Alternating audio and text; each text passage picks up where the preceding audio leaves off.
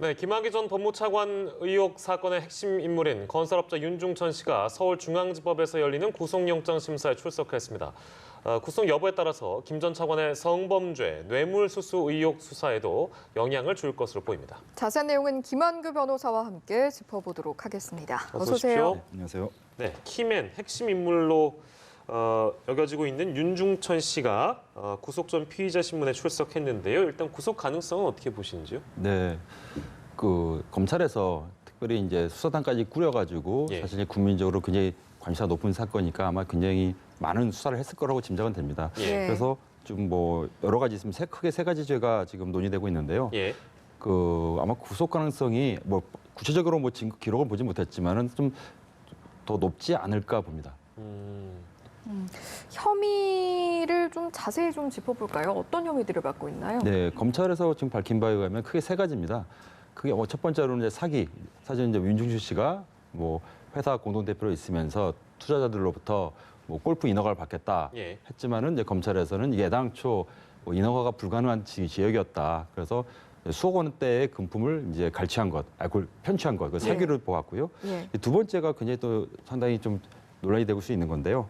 이거는 또 알선수재라고 해서 이제 김학의 전 차관이 검찰에 재직 시에 예. 어떤 제3자에 대해 사건을 무마해주겠다 이런 취지로 알선을 돈을 이제 요구한 건데 예. 그 당시에 김학의 전 차관과 이 윤중천 씨 간에 통화한 내역을 옆에서 들은 사람이 있다고 합니다. 예. 그 사람이 이번에 검찰에 진술한 걸로 알고 알려졌는데 예. 이 부분도 어떻게 보면 유착 관계를 밝힐 수 있는 중요한 사실이고요. 예. 그리고 마지막으로는 그 공갈이라고 해서 이것도 굉장히 논란이 될 수 있는데 그 당시 이제 감사원 간부한테 이제 어떤 공사대금 때문에 굉장히 다툼이 있었는데 예. 이 공직에 있는 분한테 사생활을 폭로하겠다고 이제 협박을 해서 예. 금품을 요구한 사건인데요.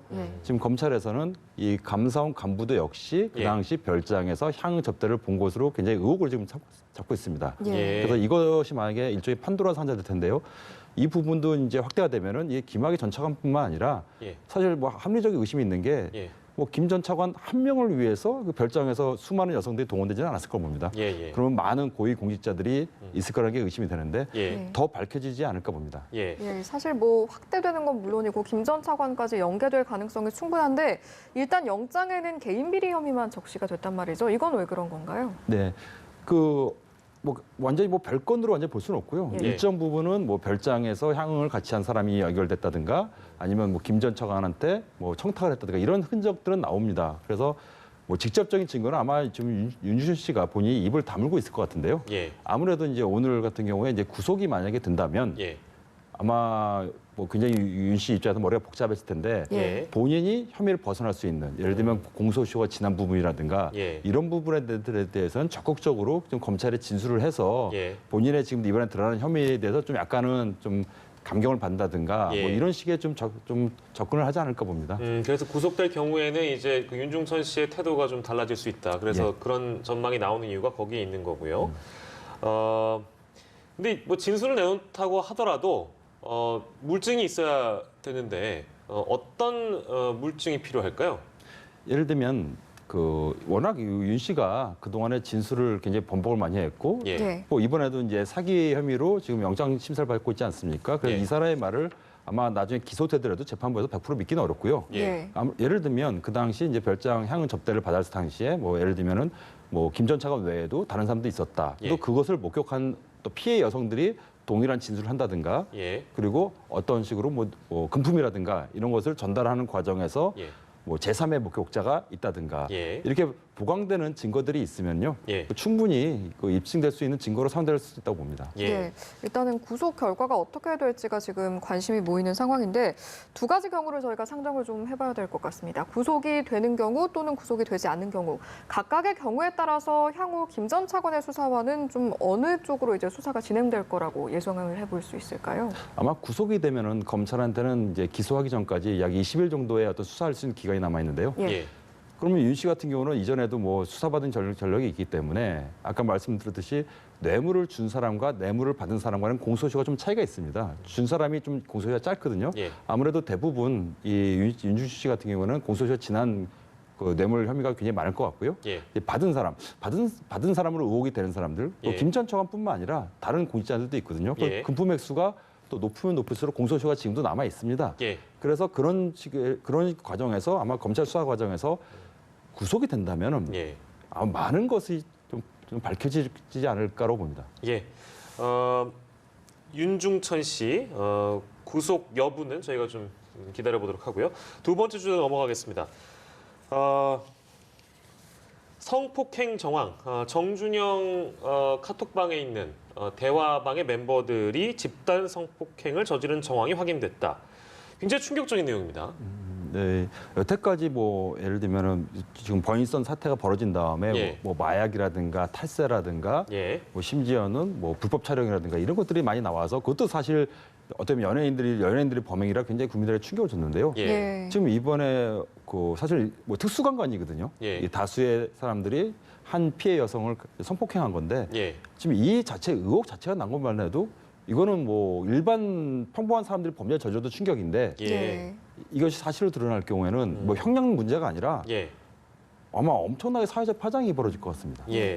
그렇다면 앞으로 수사를 하는 데 있어서는 어떤 부분에 좀 더 초점이 맞춰져야 한다고 보시는지도 궁금한데요. 네, 일단 피해 여성은 그 당시에 이제 술이든 뭐 아니면 또 뭐 마약이든 취해 있어가지고 그 어떤 성폭행 상황 당시는 기억 못하는 걸로 지금 보입니다. 예. 다만 깨어났을 때 옆에 이제 사람들이 있었고 예. 그리고 이 단톡방에 뭐 사진이라든가 뭐 음성 파일이라든가 뭐 어떤 이런 성관계를 다수의 사람들이 성관계를 묘사하는 예. 어떤 대화들이 있거든요. 네. 그럼 이런 점에 있어서 실제로 그 대화도 그 내용을 보면은 성관계를 예. 한 듯한 사람들이 언급이 됩니다. 네. 그럼 그 사람들과 언급이 되지 않는 사람들 간의 어떤 진술을 상호간에 뭐 따로따로 수사를 한다든가 이렇게 네. 되고 하다 보면은 아마 이 특수관관 부분도 좀 경찰이 좀만 노력을 하면 밝혀질 것으로 좀 짐작이 됩니다. 예. 정준영 씨의 경우에는 지금 불법 촬영한 성관계 동영상을 그러니까 카카오톡 채팅방에 유포한 혐의로 구속 기소가 됐는데 만약에 지금 말씀하신 특수강간 혐의까지 만약에 적용될 경우에는 처벌은 어떻게 달라질까요?